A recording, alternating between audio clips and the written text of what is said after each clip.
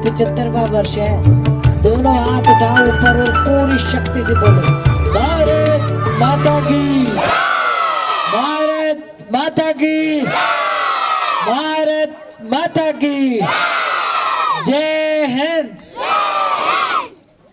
आज के बहुत ही सुंदर कार्यक्रम में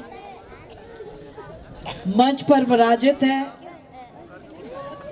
मैं आज सबसे पहले इस मंच के माध्यम से परम श्रद्धेय अपने स्नेही भाई जयप्रकाश जी को कोटि कोटि धन्यवाद देना चाहती हूँ कि एक छोटी सी बात मैंने रखी और चिंता करते हुए हमारे वैद्य जी, प्रमोद जी, सत्या जी और पूरी टोली 8 लोगों की 8 दिन इस गांव में आकर रही, हमारे भाई बहनों को स्वावलंबन की दिशा में एक कदम बढ़ाने के लिए प्रेरित किया।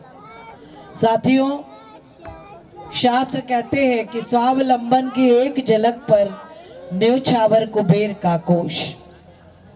तो स्वावलंबन के लिए आपने हमारे इस गांव को, नाहर कोदरा को जो चुना, मैं आप सबका अभिनंदन करती हूं, आपको बहुत धन्यवाद देती हूं। मंच पर शंकरलाल कटारा जी हैं जो सेवानिवृत्त डीएसपी है, हमारी सरपंच बहन सीता जी हैं, हमारे जनजाति विकास मंच इंदौर के अध्यक्ष राधेश्याम जी जामली हैं, डॉक्टर द्विवेदी, मेरे बहुत ही स्नेही भाई प्रेम सिंह जी मुझे यहाँ दिख रहे, मेरे जनपद के अध्यक्ष सरदार मालवी जी, जिन्होंने बहुत सुंदर संकल्प लिया कि दीदी जनपद एक दुकान लेगी ट्रिनिटी मॉल में और वहाँ एक कॉर्नर हम लेंगे और जो कुछ भी हमारी बहनें बनाएंगी उन सब चीज़ों को वहाँ से हम विक्रय करेंगे और उनकी मेहनत का पैसा उन बहनों के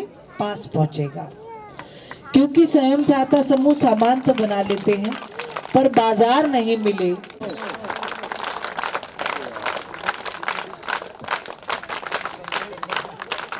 आते हैं। मैं अगर बोलूँगा कि पहली बार ही आया तो कोई गलत नहीं है। हम लोग क्या है कि शहर में रहते हैं और शहर के वातावरण में थोड़ा आधुनिक जो दिखावा है उसमें ज़्यादा हो जाते हैं, पर इसका जो बात है वो तो कहीं हो नहीं सकती। तो उसके लिए मैं मिस्टर और मिसेस नीनामा दोनों को बहुत सारा धन्यवाद देना चाहता हूँ।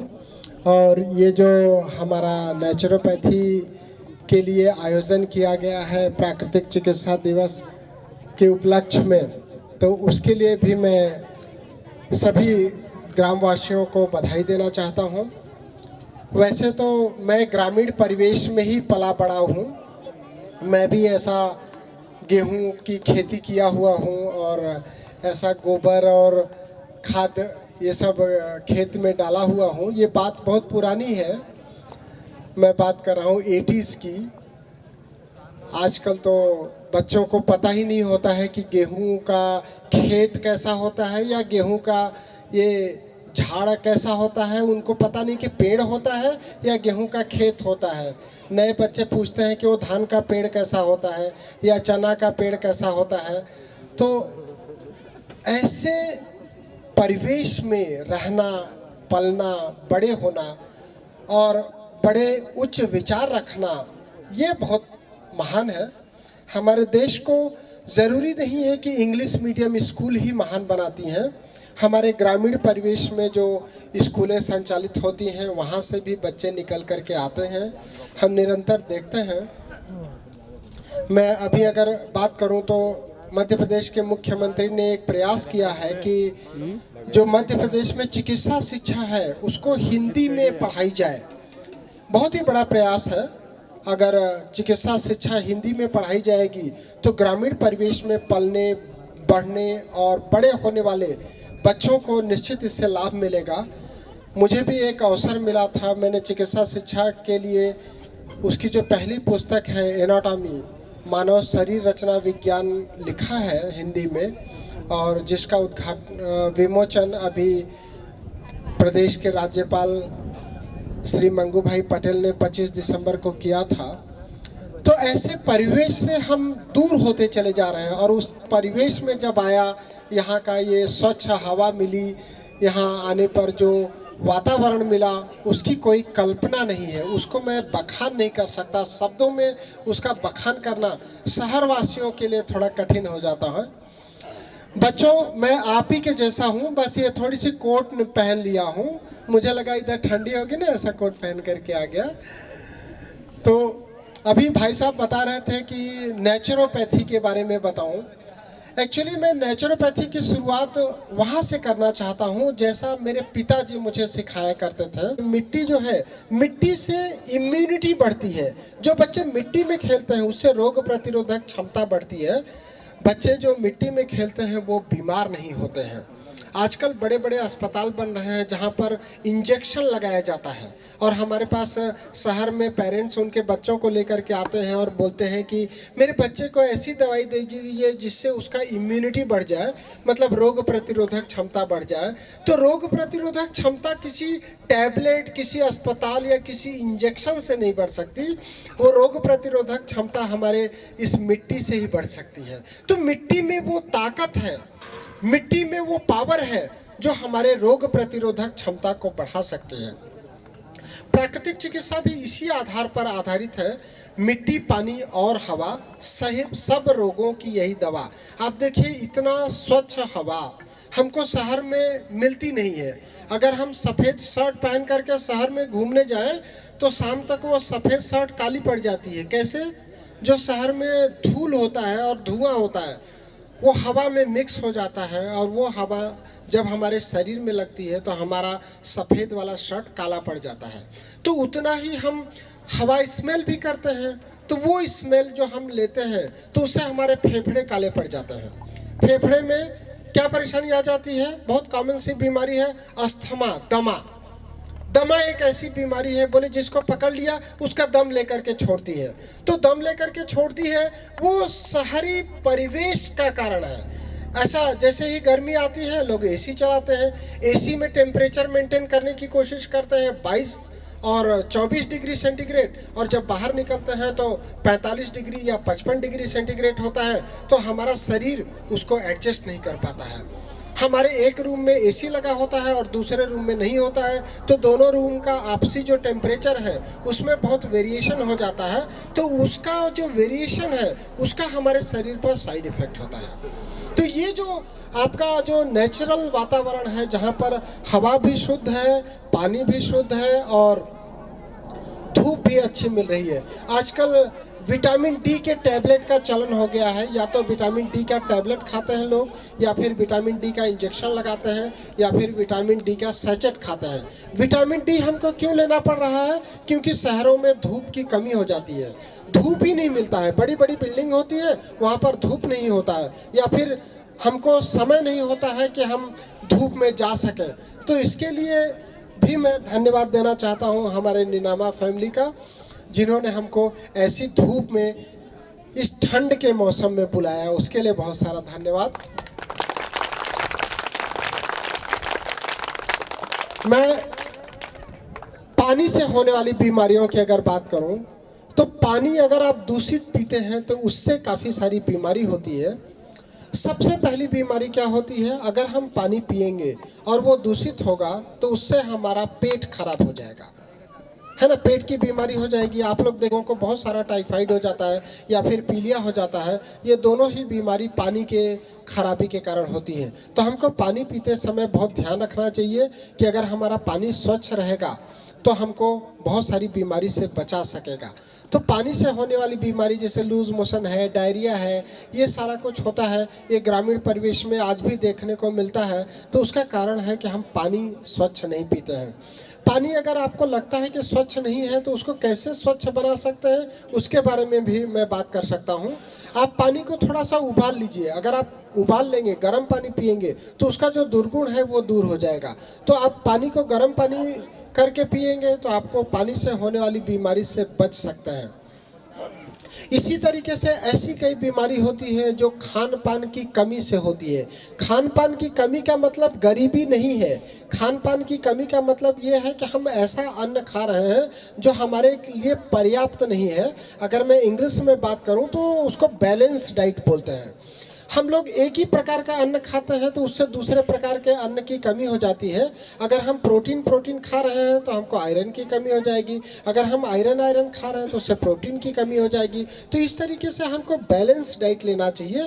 कहने का मतलब है कि ऐसे अन्न से बनी हुई रोटी या ऐसे अन्न से बने हुए भोजन हमको लेना चाहिए जिसमें सभी पदार्थों का मिश्रण हो। जैसे आप देखें, दाल चावल रोटी सब्जी ये हम क्यों खाते हैं, कभी इस पे विचार किया?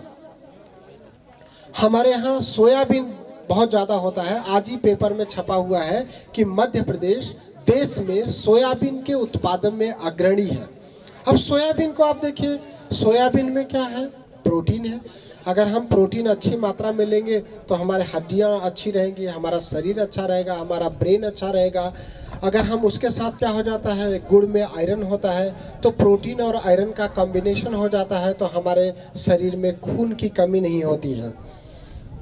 ये ठंड का मौसम चल रहा है और आज से बेहतर तो मौसम हो ही नहीं सकता। आज 14 तारीख है और आज शाम को सूर्य जो है वो मकर राशि में प्रवेश करेगा। कल हम लोग मकर संक्रांति मनाने वाले हैं।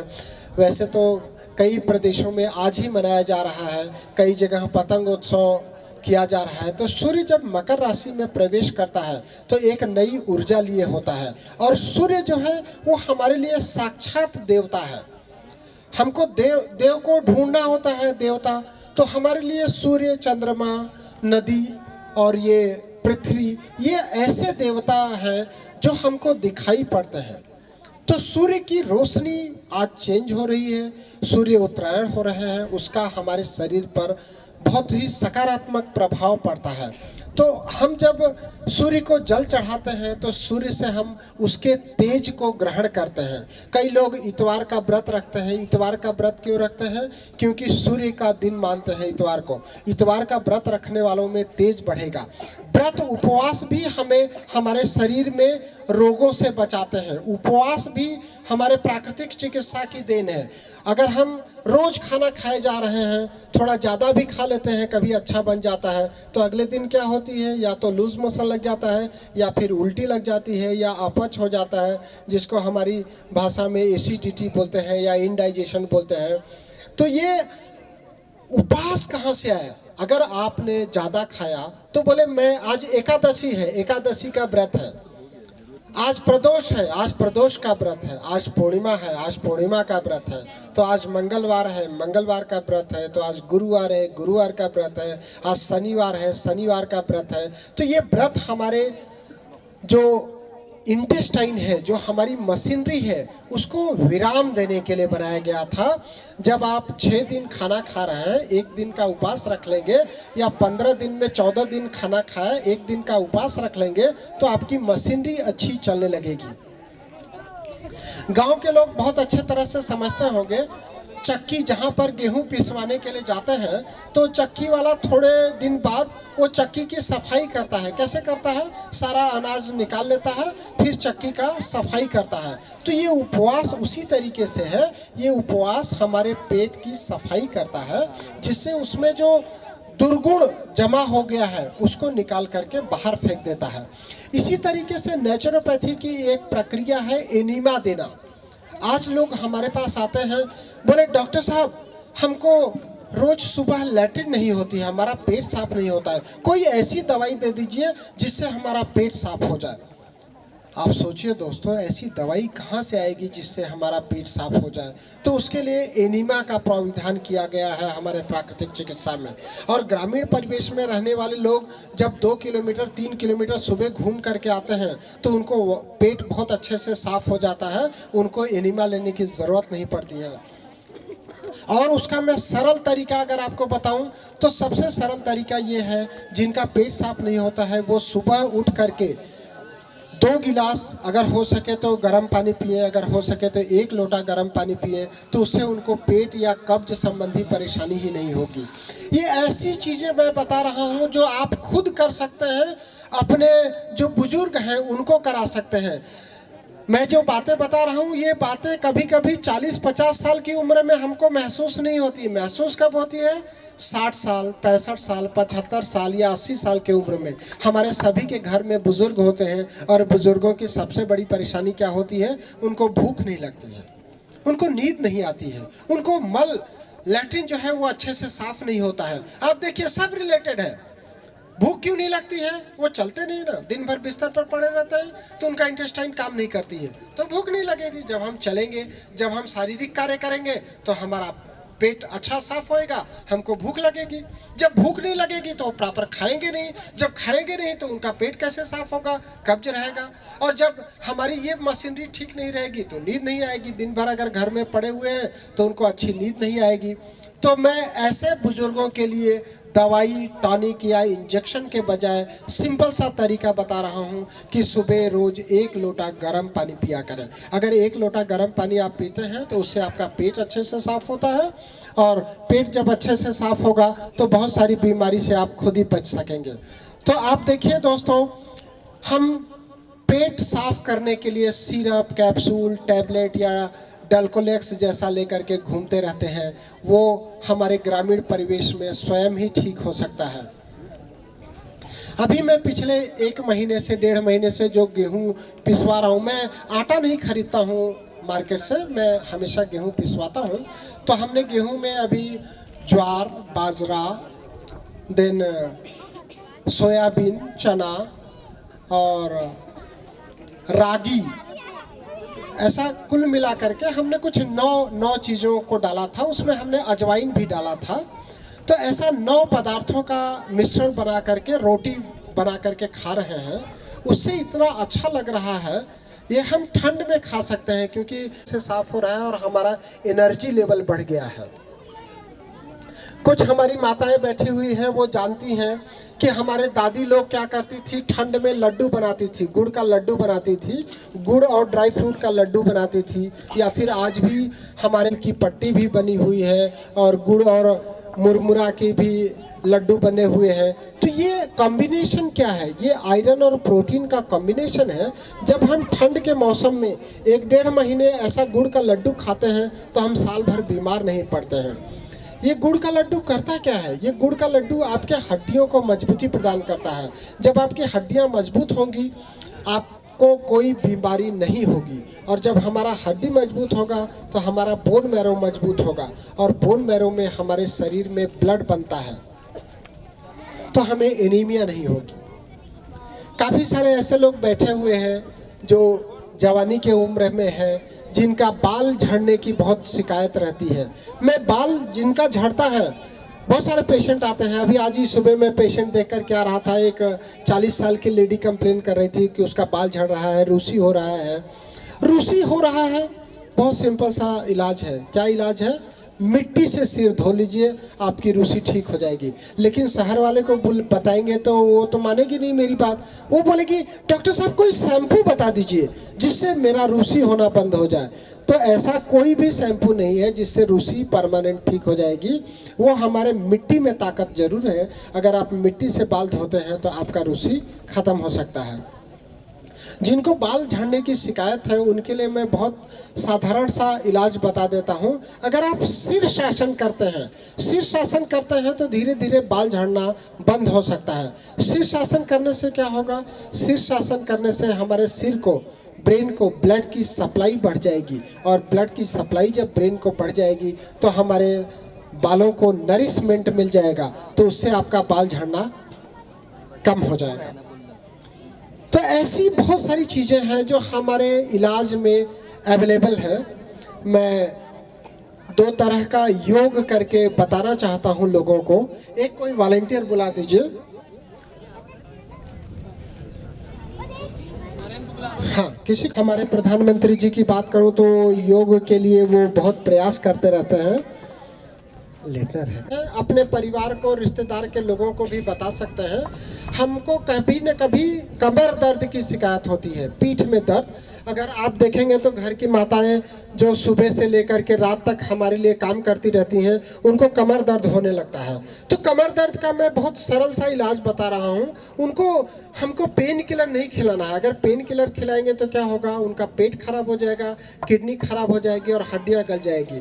तो अगर आपको कमर दर्द की शिकायत है तो उसके लिए सेतु बंध आसन करना है। सेतु बंध आसन कैसे करना है? सेतु बंध आसन मतलब होता है ब्रिज पोज। ब्रिज पोज मतलब हमको ब्रिज के जैसा बनाना है, तो हमारे कमर पे जो दबाव आ रहा है वो कम हो जाएगा। देखिए किस तरीके से कर रहे हैं, ये भाई साहब कर रहे हैं। पैर मोड़ लीजिए दोनों, आराम से सिर नीचे रखिए, बिल्कुल वेरी नाइस। ये बैक को उठाना है, उठाइए, शाबाश, वेरी गुड। और थोड़ा उठा सकेंगे, यस। आप देखिए इस तरीके का ये आसन है, इसको हम ब्रिज पोज या सेतु बंध आसन बोलते हैं। ये आप आसानी से कर सकते हैं, बिल्कुल धीरे धीरे करना है। थोड़ी देर के लिए ऊपर रोक करके रखना है, वापस नीचे ले जाना है। फिर से एक बार करेंगे, देख लीजिए। इस तरीके से जब हम ये आसन करते हैं तो दिन भर जो हमारे कमर में दबाव आया हुआ है वो दबाव कम हो जाता है और दर्द अपने आप राहत मिल जाता है। जिनको बहुत ज़्यादा दर्द होता है वो दिन में 4 बार कर सकते हैं, एक बार में 15 से 20 बार कर सकते हैं। आसन का मतलब होता है सुख आसन। आसन ऐसा नहीं करना है कि जिससे हमारा दर्द बढ़ जाए, आसन उतना ही करना है जिससे आपको दर्द ना हो। ये मैंने बताया आपको, कमर में जो नीचे दर्द होता है, कमर के नीचे के हिस्से में जब दर्द होता है तो उसके लिए हम सेतु बंधासन करते हैं। और जब हमारे गर्दन में ऊपर की ओर दर्द होता है तो उसके लिए हम भुजंगासन करते हैं। भुजंगासन करने के लिए हम सबसे पहले पेट के बल लेट जाते हैं। पेट के बल लेट जाने के बाद दोनों हाथ धीरे धीरे साइड में लेकर के जाते हैं, बिल्कुल आराम से। हाँ, कंधे के साइड में आप लेकर के जाएंगे। सबसे पहले सिर को उठाएंगे, फिर छाती, सीना उठाएंगे, ऊपर की ओर देखने का प्रयास करेंगे। थोड़ा सा नीचे, थोड़ा सा नीचे, थोड़ा सा और नीचे, यस। इस तरीके से हम जब करते हैं तो हमारे गर्दन में दबाव कम हो जाता है। तो हम लोग जो आजकल दिन भर मोबाइल चलाते रहते हैं ना, जो लोग मोबाइल चलाते हैं और शाम को उनको गर्दन पे भारीपन लगता है या दर्द होने लगता है, उनको बचाने का सबसे आसान तरीका है कि मैं मोबाइल चलाना बोलूं कि आप मोबाइल मत चलाइए, तो लोग बोलेंगे कि ये बहुत बेकार आदमी है। तो आप मोबाइल चलाइए, लेकिन उससे जो शरीर पर प्रभाव आ रहा है उसको कैसे आपको कम करना है उसको आप समझ लीजिए। अगर आप मोबाइल चलाते हैं 5-6 घंटे दिन भर का, तो आपको 2 बार दिन में भुजंगासन अवश्य करना है। फिर से एक बार करें, बिल्कुल आराम से, वैसे भुजंगासन। ठीक है सर, बस इतना ही जाना है, सिर को और ऊपर ले जाना है। वेरी गुड सर हो जाएगा सर। भुजंगासन जब भी आप करेंगे तो आपका पेट खाली होना चाहिए, क्योंकि इसमें पेट दबता है। पहले जो मैंने आसन बताया वो सेतु बंध आसन था। वापस सीधे सेतु बंध आसन करने के लिए आपको खाली पेट होने की जरूरत नहीं है। सेतु बंध आसन में आपको आपका पेट नहीं दबता, तो उसमें खाली पेट होना जरूरी नहीं है। लेकिन भुजंगासन करने के लिए आपको खाली पेट होना बहुत ज़रूरी है। दूसरा मैं एक बहुत आसान सा उपाय बता रहा हूँ। हमारे जो घर में महिलाएं होती हैं या बुजुर्ग होते हैं, उनको वेरिकोज वेन की परेशानी हो जाती है। लोग आकर के बताते हैं कि हमारे पैरों में नीला नीला निशान आ गया है या नसें नीली पड़ गई हैं। तो नसें नीली पड़ गई हैं, उसके लिए एक बहुत अच्छा सा आसन बता रहा हूँ। आराम से लेटे रहो, बिल्कुल आराम से, वेरी गुड। दोनों पैरों को धीरे धीरे उठाना है, मैं सपोर्ट दूंगा, है ना। आप देखिए इस तरीके से हमारे पैर को ऊपर उठा करके रखना है, बस रोक करके रखिए।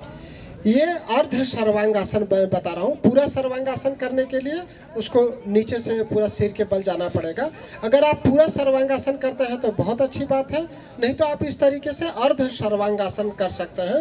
अर्ध सर्वांगासन अगर आप करते हैं तो आपके ये पैरों में जो काफ मसल्स में जिनको दर्द बना रहता है या फिर यहाँ पर जो नसें नीली पड़ जाती हैं उसमें आपको बहुत राहत मिल जाएगी। तो इस तरीके से आप अर्ध सर्वांगासन कर सकते हैं। आपसे अगर खुद से हो पा रहा है तो बहुत अच्छी बात है, नहीं तो आप दीवार का सपोर्ट लेकर के कर सकते हैं। इस तरीके से अगर आप दिन में 2-3 बार करते हैं तो आपको पैरों के दर्द से राहत मिल सकती है। मैंने आपको 3 बहुत आसान से करवट लेकर के आ जाइए। इससे पहले मैंने ये पुलिस वालों को बताया था।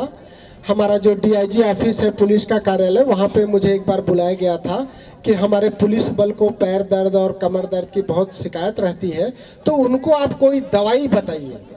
तो मैंने उनको ये 3 दवाई बताई थी। ये 3 दवाई ऐसी है जिसमें आपका एक भी रुपए खर्च नहीं हो रहा है और आपकी परेशानी जिंदगी भर के लिए ठीक हो जाएगी। जो लोग प्रयास करेंगे वो मेरा नंबर लिख करके रख लीजिए। आपको ज़िंदगी में दोबारा कमर दर्द के लिए या सर्वाइकल स्पॉन्डिलाइटिस के लिए या फिर वेरिकोज वेन के लिए कि न तो दवाई खानी पड़ेगी न तो लेज़र कराना पड़ेगा। तो ये हमारे पूर्वजों का देन है, ये हमारे ऋषि मुनियों का देन है। क्योंकि थोड़े समय पहले क्या था कि योग को लोग बहुत कठिन मानते थे। उनको लगता था कि योग जो है वो केवल ऋषि मुनियों की चीजें हैं, हम नहीं कर सकते। तो उस योग को हमारे प्रधानमंत्री नरेंद्र मोदी जी ने इतना सरल कर दिया कि योग हर कोई कर सकता है। योग को उन्होंने स्कूली शिक्षा में डाल दिया, कॉलेज में भी डाल दिया। आज हर चिकित्सक को योग पढ़ना अनिवार्य कर दिया और हमारे यहाँ 21 जून को अंतर्राष्ट्रीय योग दिवस मनाया जाने लग गया। हमारे देश में तो मनाया ही जाने लग गया, दूसरे देशों में मनाया जाने लग गया। मैं 2016 में दुबई गया हुआ था, तो दुबई में मुझे एक ने बताया कि यहाँ पर हर दुकान में योग करना अनिवार्य है। पहले जो भी कर्मचारी आएगा वो 45 मिनट योग करेगा, उसके बाद ही काम करना चालू करेगा। मैं बात कर रहा हूँ किसकी? दुबई की। हमारे देश में हम लोग नहीं करते हैं। मैं खुद दुबई गया था, वहाँ पे मुझे एक ने बताया कि हमारे यहाँ ऑफिस में आते से ही सबसे पहले योग करना अनिवार्य है। यहाँ हम अगर योग और वंदे मातरम की बात करते हैं तो कुछ लोगों को आपत्ति हो जाती है। योग या वंदे मातरम या मंत्र किसी समुदाय का, किसी धर्म का नहीं है, ये हमारे स्वास्थ्य के लिए है। इसका साइंटिफिक महत्व है। आज योग के ऊपर एम्स जैसे संस्थानों में रिसर्च हो रहा है। आप देखिए, ब्रीदिंग एक्सरसाइज करिए, ओम का जाप करिए, आपका पावर बढ़ जाएगा। मैं शवासन बोलता हूँ। जो हमारे ये नेता लोग होते हैं ना, नेताओं को लोग सब बहुत गाली देते हैं, आप लोग भी देते ही होंगे। ये नेता ऐसा है, चोर है, भ्रष्ट है, ऐसा करता है, वैसा करता है। फिर कभी ऐसा सोचा कि नेता इतना काम कैसे करता है? आखिर वो नेता घर पे आता कितने बजे है, या वो रात को सोता कितने बजे है, सुबह उठता कितने बजे है? ऐसा किसी ने जानने का प्रयास करा? ये कोई नहीं जानता। वो नेताजी अपने घर पे रात को 2 बजे पहुंचते हैं, है ना, कहीं से बाहर से आते हैं, आते आते लेट हो जाते हैं। रात को कितने बजे पहुंचते हैं? 2 बजे। और हम रोज रात को कितने बजे सो जाते हैं? 10 बजे, 11 बजे, 12 बजे, ज़्यादा लेट हुए तो। और सो के कितने बजे उठते हैं? 8 बजे, 9 बजे, कई लोग तो आजकल 10 बजे, 12 बजे भी उठने लग गए हैं। और नेताजी को सुबह 6 बजे घर पे लोग मिलने आ जाते हैं, तो उसको फिर से बेचारे को उठ करके उनसे मिलना भी होता है। तो आखिर वो नींद कैसे पूरी करता है? तो वो नींद पूरी करने के लिए शवासन करता है। शवासन अगर आप 15 मिनट कर लेते हैं तो आपको 3 घंटे की नींद पूरी हो जाती है, एनर्जी और ऊपर से लग जाती है। अगर दिन भर आपको थकान लग गया, थोड़ी देर के लिए 10 मिनट आप शवासन कर लीजिए, आपको तुरंत आराम आ जाएगा। मैं एक बार, हमारा अभी इंदौर का जो डीआईजी ऑफिस है, आजकल तो कमिश्नर ऑफिस हो गया है, पहले वो केवल सिंपल सा एसपी ऑफिस हुआ करता था। मैं 10-12 साल पहले की बात बता रहा हूँ। एक एसपी साहब थे, मैं उनसे मिलने गया कि हमारे यहाँ कॉलेज में एक प्रोग्राम है, आपको आना है। तो बोले डॉक्टर साहब, मैं मेरे दर्द से बहुत परेशान हूँ, मेरे दर्द का कुछ इलाज कर दो तो मैं आ जाऊँगा। तो मैंने उनको ऐसा सेतु बंध आसन करके वही बता दिया। हम कहा आप टेबल पे लेट जाइए, अभी आपको मैं दर्द कम करा दूंगा।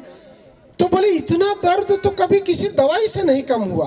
तो आप देखिए, दर्द दवाई से नहीं कम होता है। हमको क्या करना है? अगर हमारे कमर में दर्द है तो हमको आगे झुक करके नहीं सामान उठाना है, आगे झुकना मना है। इसका ध्यान रखना चाहिए हमको।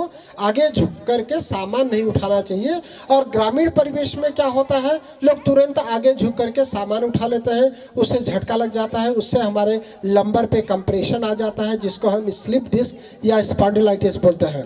तो मैंने आपको 3 चीज़ें बताया, एक तो सेतु बंधासन, दूसरा भुजंगासन, तीसरा अर्ध सर्वांगासन और चौथा जो बताया शवासन। अगर इतना आप खुद करते हैं, आपके रिश्तेदारों को बताते हैं और जिनको ये परेशानी है उनको अगर ये मेरी बात पहुंचाते हैं, तो मुझे लगता है कि आज का मेरा यहाँ आना अत्यंत सफल होगा। तो नीनामा फैमिली ने मुझे बुलाया, इतना सारा सम्मान दिया और बोलने का भी मौका दिया। मुझे क्या है कि ये बच्चों के साथ बोलने का बहुत अच्छा लगता है। मैं कॉलेज में प्रोफेसर हूँ, 100 बच्चों को पढ़ाता हूँ, तो 1 घंटा तो पढ़ाते पढ़ाते कब निकल जाता पता ही नहीं चलता। मैं कभी भी किताब लेकर के नहीं जाता हूँ, ना किताब लेकर के जाता हूँ, ना नोट्स बना करके ले जाता हूँ। जो ऊपर से ऐसा आता जाता है वैसा जाता है। तो इस तरीके से बच्चों, गुड़ का लड्डू खाना है अपने को। क्या खाना है? यस, गुड़ का लड्डू खाने से क्या होगा? हमारा खून बढ़ेगा। हमारे जो बच्चियां हैं, महिलाएं हैं, इनका 13 साल की उम्र में या 12 साल की उम्र में पीरियड चालू हो जाता है। जैसे ही माहवारी चालू होती है, ब्लीडिंग ज़्यादा होता है। ब्लीडिंग ज़्यादा होता है तो हमारे खून की कमी हो जाती है शरीर में। तो वो खून की कमी नहीं होने के लिए हमको गुड़ का लड्डू खाना है, नहीं तो गजक खाना है, नहीं तो वो दाल की पट्टी की जो चिक्की बनी होती है वो खाना है। आपको प्रोटीन और आयरन की सफिशिएंट मात्रा लेना है। पालक पनीर मिल सके तो पालक पनीर खाइए, नहीं तो गुड़ का लड्डू या गजक या तिल्ली की पट्टी। ठीक है, अभी तो सभी घर में बना हुआ होगा ना, तो सब